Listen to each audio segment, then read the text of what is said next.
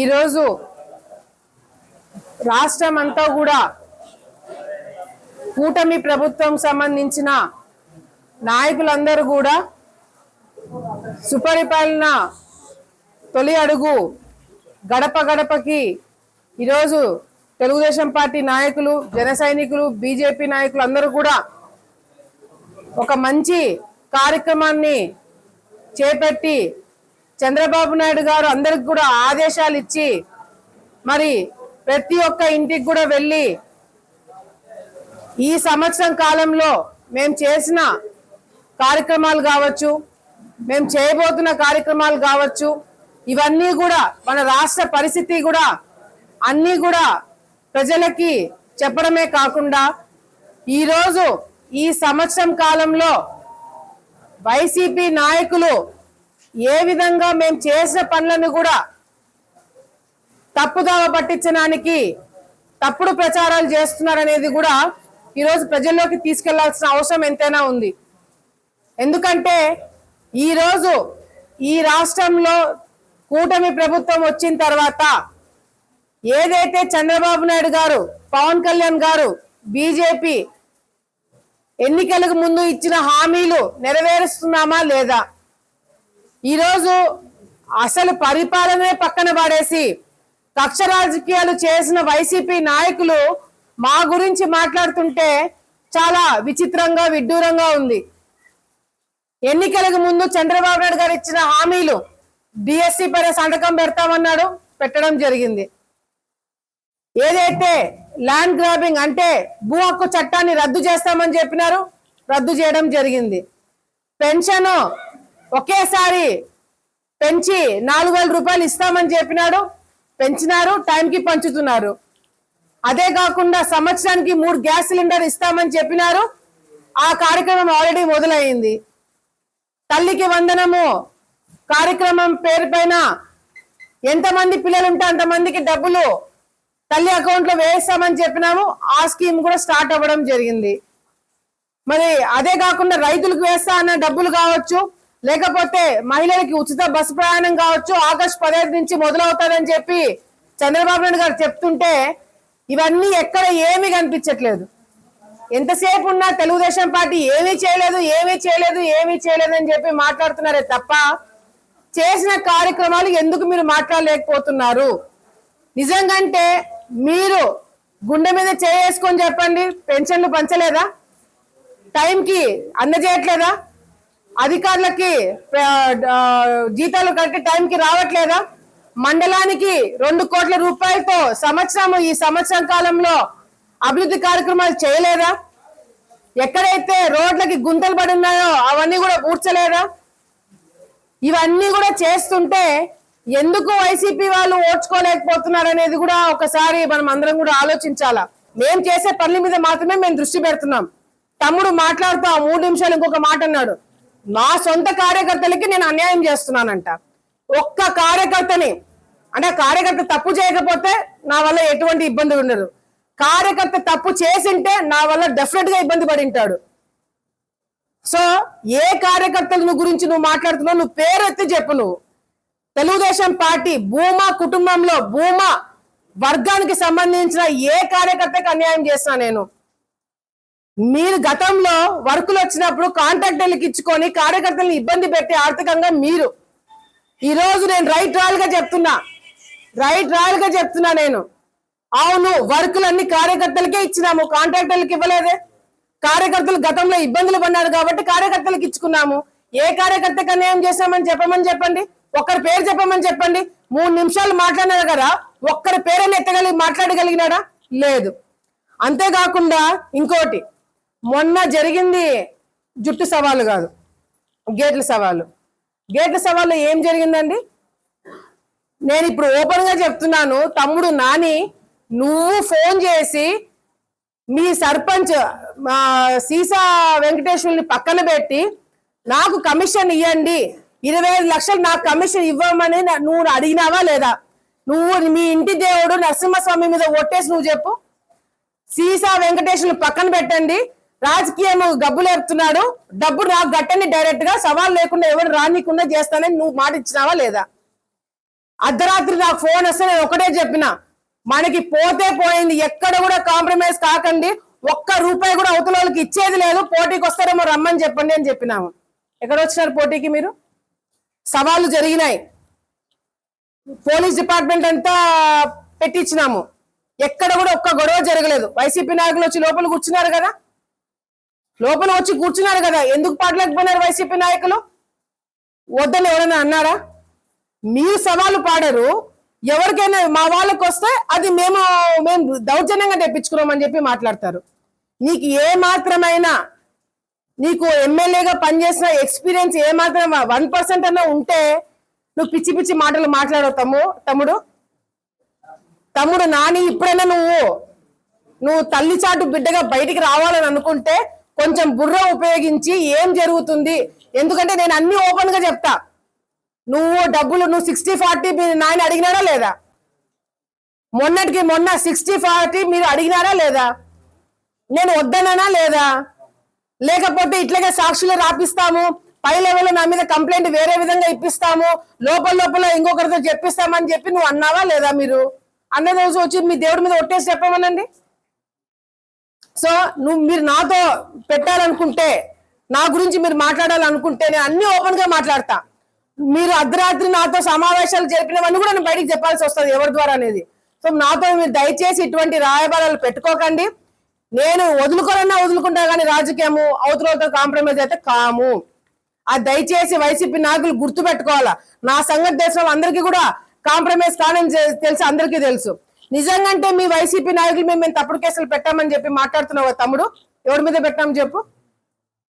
వాళ్ళు టెండర్ల కోసం వాళ్ళు పార్టిసిపేట్ చేయడానికి వాళ్ళు వస్తే నేను తప్పుడు కేసులు పెట్టించి వాళ్ళని టెండర్లో పార్టిసిపేట్ చేయకుండా చేశానంట. ఒక్కడి పేరు చెప్పు, ఆ టెండర్ నీకే ఇప్పిస్తా. నేను ఒక్కడి మీద తప్పుడు కేసు పెట్టి వాళ్ళని నేను టెండర్లు పాడనీయకుండా చేశాను నిరూపిస్తే ఆ టెండర్లు మీ వాళ్ళకే ఇప్పిస్తా. అసలు మీ ప్రభుత్వంలోనే మీ జగన్మోహన్ రెడ్డి మీద నమ్మకం లేక, డబ్బులు వస్తారేదో నమ్మకం లేక అధికారులు మా కాంట్రాక్టర్ తో మాట్లాడి మేం వర్కులు చేసే సందర్భాలు ఉన్నాయి టౌన్ లో. ఎక్కడ కూడా ఎమ్మెల్యేలు కావచ్చు, బూత్ ఇన్ఛార్జీలు కావచ్చు, ఎవరు కూడా మనము చేసే పనులు చెప్పుకోకుండా తిరగడానికి వీల్లేదు. అన్ని చోట్ల కూడా మనం చేసే కార్యక్రమాలు చెప్పుకోవాలా, పదే చెప్పాలా. ఎందుకంటే ప్రజలకు కూడా తెలియాలా, ఎన్ని ఇబ్బందులున్నా, ఎన్ని కష్టాలున్నా, లోటు బడ్జెట్ ఉన్నా, అప్పులున్నా కూడా ఈ రోజు మనం చేసే కార్యక్రమాలు ఏ రాష్ట్రంలో కూడా ఏ పార్టీ కూడా చేయలేని పనులు. ఇంత పెద్ద స్థాయిలో పెన్షన్లు ఇవ్వడం అనేది ఏ రాష్ట్రంలో కూడా లేదు, మన రాష్ట్రంలో సాధ్యమవుతుంది. గతంలో చంద్రబాబు నాయుడు గారు అధికారంలో ఇంతకు ముందు ముఖ్యమంత్రిగా ఉన్నప్పుడు 14 సంవత్సరాలు 2014లో ఉన్నప్పుడు ఏ విధంగా అప్పుల పాలైనాము, ఏ విధంగా రాష్ట్ర విభజన జరిగి ఇబ్బందులు పడినాము, అయినా కూడా లోటు బడ్జెట్ లేకుండా మనం నెట్టుకొని వచ్చినాం. 5 సంవత్సరాలు వైసీపీ నాయకులు వచ్చిన తర్వాత 3 రాజధానులు అని చెప్పి రాష్ట్రాన్ని వెనక్కి తీసుకుపోయినారు. రాయలసీమకి వైసీపీ నాయకులు చేసింది ఏందండి? ఒక్కటంటే ఒక్క ప్రాజెక్టుని తీసుకురాగలిగినారా? అప్పుడు బిఆర్ఎస్ అంటే కేసీఆర్ తోటి కుంభక్కయ్యి ఏ విధంగా మన రాష్ట్రానికి రావాల్సిన ఆస్తులు కూడా మీరు తెలంగాణకి ఇచ్చేయాల్సి వచ్చింది. కేంద్రంకి వెళ్ళి ఎంతసేపు మీ కేసులు కాపాడుకోవడానికి కాలు మొక్కినారే తప్ప రాష్ట్రానికి ఒక ప్రాజెక్ట్ కూడా తీసుకురాలేకపోయినారు. పోలవరాన్ని పక్కన పడేస్తున్నారు. ఈ రోజు రాయలసీమలో మళ్ళీ రైతులు రాజు అవ్వాలంటే, రైతులు బాగుపడాలంటే, రాయలసీమ బాగుపడాలంటే అది కేవలము కూటమి ప్రభుత్వం వల్లనే సాధ్యం అవుతుంది. దీనికి ఎటువంటి డౌట్ కూడా లేదు. ఈ రోజు మీరు ఇన్ని మాట్లాడుతున్నారు. నిజంగంటే మీరు 5 సంవత్సరాల అధికారంలో ఉండి మీరు చెప్పినవన్నీ కూడా చేసి మీ జగన్మోహన్ రెడ్డి గారు కావచ్చు, మీరు కావచ్చు, అంత గొప్ప నాయకులు అయింటే మీకు ప్రతిపక్ష హోదా కూడా ప్రజలు ఎందుకు ఇవ్వలేకపోయినారు? మీ మీద అంటే ప్రజల తలుపున కొట్లాడే అవకాశం కూడా మీకు ఇవ్వలేదు.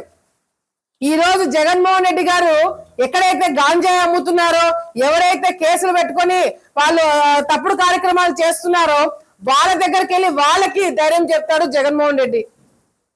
ఈ రోజు వాళ్ళ ప్రభుత్వం అధికారంలో ఉన్నప్పుడు 5 సంవత్సరాలు గాంజాయి ఈ దేశంలో ఎక్కడ దొరికినా కూడా ఆంధ్రప్రదేశ్ వైపు చూపించినారు.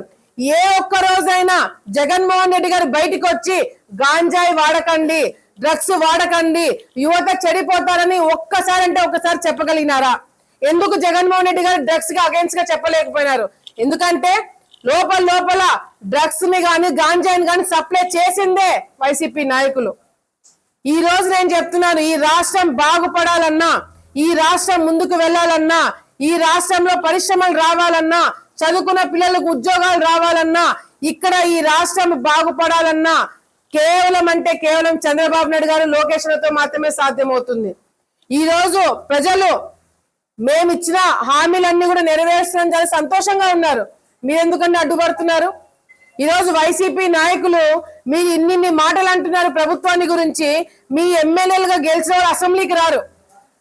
జగన్మోహన్ రెడ్డి గారు అసెంబ్లీకి పోవద్దని చెప్పి వైసీపీలో గెలిచిన 11 మందికి చెప్పినారు.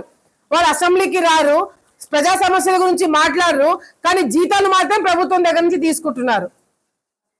ఇదే జగన్మోహన్ రెడ్డి గారు అసెంబ్లీకి వచ్చి ఎందుకు మాట్లాడలేకపోతున్నారు? ఇదే గెలిచిన ఎమ్మెల్యేలు వైసీపీ తరపు నుంచి ఎందుకు మీరు అసెంబ్లీకి వచ్చి కొట్లాడలేకపోతున్నారు? మీరు గెలిచినప్పుడు మా వాళ్ళు ఉన్నారు కదా 23 మంది, వాళ్ళు ఎంత బ్రహ్మాండంగా కొట్లాడినారు. మీరు ఎన్ని బూతులు మాట్లాడినా, మీరు అసెంబ్లీని ఎంత ఘోరంగా వాడుకున్నా, కానీ ఆ అసెంబ్లీకి చట్టసభకి మర్యాద ఇచ్చి ప్రజా సమస్యల గురించి మాట్లాడాలో, గొంతెత్తి మాట్లాడాలని చెప్పి మా వాళ్ళు అసెంబ్లీకి వచ్చినారు. మీరు తప్పు చేశారని మీకు తెలుసు కాబట్టి మీరు అసెంబ్లీలో ఈరోజు ముఖాలు చూపించుకోలేకపోతున్నారు. ఈరోజు ఈ మంచి కార్యక్రమాన్ని స్వాగతించి ప్రజలందరూ కూడా చాలా చాలా సంతోషంగా ఉన్నారు. ఇచ్చిన హామీల కన్నా ఇంకా ఎక్కువ చేసే వ్యక్తి చంద్రబాబు నాయుడు గారు. మనకి కృష్ణా నుంచి నీళ్ళు వస్తున్నాయి, కానీ ఇప్పుడు గోదావరి నుంచి కూడా నీళ్లు తీసుకొని రాయలసీమకి ఇప్పిస్తున్నారంటే రేపు పొద్దున చివరి ప్రాంతం, చివరి ఆయకట్టు మన ఆలగడ్డ, చివరి ఆయకట్టు వరకు నీళ్లు తీసుకురావడానికి ఈ ప్రభుత్వం కృషి చేస్తుందని చెప్పి ఈ సందర్భంగా మనం అందరం కూడా గుర్తు పెట్టుకోవాలా. నీళ్లు రాక మొన్నటి వరకు మనం ఇబ్బంది పడినాం. లిఫ్ట్ ఇరిగేషన్ ఇస్తున్నారు, చంద్రబాబు నాయుడు గారు ఓకే చేస్తున్నారు. బడ్జెట్ కోసం కేంద్ర ప్రభుత్వంలో మంత్రులు వెళ్ళి కలుస్తున్నారు. గతంలో కూడా మంత్రులుగా పనిచేస్తారు వైసీపీ నాయకులు. మీ మీడియా వాళ్ళన్నా చెప్పగలుగుతారా ఏ శాఖకి ఏ మంత్రి ఉన్నారు అనేది? ఎవరికి కూడా తెలియదు. ఒకరు బూతులు మాట్లాడతారు, ఒకరు డాన్స్లు వేస్తారు, ఒకరు డాన్స్లు వేసి కింద పడతారు, ఇంకొక కారణాల వల్ల మీడియాకి ఎక్కినారే తప్ప ఈ శాఖలో ఈ మంత్రిగా నేను ఈ పని చేశానని ఏ ఒక్క వైసీపీ నాయకులను చెప్పుకోగలుగుతున్నారా? ఈ రోజు జగన్మోహన్ రెడ్డి గారు కేవలం అంటే కేవలము ఆయనకు సంబంధించిన 45 మంది వ్యక్తులని పక్కన పెట్టుకొని రాజకీయం చేశారే తప్ప రాష్ట్రంలో పరిపాలన చేయలేకపోయినారు. గతంలో అన్నపూర్ణగా ఉన్న రాష్ట్రాన్ని అప్పుల పాలన చేస్తున్నారు. గతంలో అన్నపూర్ణ ఉన్న రాష్ట్రాన్ని అడుగు తినేలాగా చేస్తున్నారు. మళ్ళీ మా ప్రభుత్వం వచ్చిన తర్వాత శభాషణ అనిపించుకునేలాగా, ప్రజలందరూ కూడా శభాషణ అనిపించేలాగా, ఇది మంచి ప్రభుత్వం అనిపించుకునేలాగా మేమందరం కూడా కృషి చేస్తున్నాం. మీరు మా గురించి ఎన్ని విమర్శలు చేసినా, ఎన్ని తప్పుడు మాటలు మాట్లాడినా, ఎన్ని విధాలుగా ఎన్ని తప్పుడు రాతలు రాసినా కూడా మా చంద్రబాబు నాయుడు గారు ఒకటి చెప్పినారు, లోకేష్ అన్న గారు ఒకటి చెప్పినారు, అవన్నీ కూడా పక్కన పెట్టండి. మీ దృష్టి అంతా అభివృద్ధి మీద పెట్టండి, మీరు చేసే పనుల మీద పెట్టండి, కార్యకర్తల మీద పెట్టండి అని చెప్పారు. కాబట్టే ఈ రోజు ఒక్కటంటే ఒక తప్పుడు కేసు లేకుండా వైసీపీ నాయకులు బయట తిరగగలుగుతున్నారు. ఇదే ఈ రోజు అహోబిలం నుంచి మొదలు పెడుతున్నాం. ఈ ఇంటింటి కార్యక్రమం అహోబిలం నుంచి, అహోబిలం నరసింహస్వామి ఆశీస్సులతో ఆయన దర్శనం చేసుకొని అహోబిలం నుంచి మొదలు పెడుతున్నాం.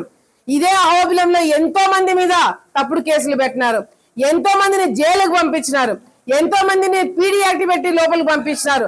కానీ మేము వచ్చిన తర్వాత ఒక్కరి మీద తప్పుడు కేసులు పెట్టినామా? లేదు.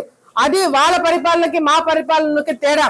కానీ వీళ్ళు ఏమి చేయట్లేదు, మేము ఏం చేసినా ఊరుకుంటారని చెప్పి అనుకుంటున్నారేమో. ఒక్క లిమిట్ దాటితే మాత్రం ఎవరు కూడా ఊరుకోము. ప్రజలకి డిస్టర్బెన్స్ గాని, ప్రభుత్వానికి గాని డిస్టర్బెన్స్ గాని ఎవరైనా చేస్తే మాత్రము మేము ఊరుకునేది లేదని చెప్పి మరొకసారి తెలియజేసుకుంటూ, ఈ పండుగ వాతావరణాన్ని ప్రజలందరూ కూడా స్వీకరించి మేము మీ ఇళ్ల కాడికి వచ్చినప్పుడు ఇంకా మీ సమస్యలు చెప్పుకోండి, అవన్నీ కూడా ప్రభుత్వం దృష్టికి తీసుకొని వెళ్ళి తప్పకుండా కూటమి ప్రభుత్వము మీకు న్యాయం చేసేలాగా మేమందరం కూడా కృషి చేస్తామని చెప్పి ఈ సందర్భంగా తెలియజేసుకుంటున్నాము. తెలుగులో ఫాస్టెస్ట్ న్యూస్ ఇప్పుడు కొత్త అవతారంలో 5 సెకండ్లోనే పూర్తి వార్తా సమాచారం మీ చేతిలో. సోషల్ మీడియా ట్రెండ్స్ మీ కళ్ళ ముందుకే live TV and voice search options తో ఇప్పుడే డౌన్లోడ్ చేయండి. యాప్ లింక్ డిస్క్రిప్షన్ లో ఉంది.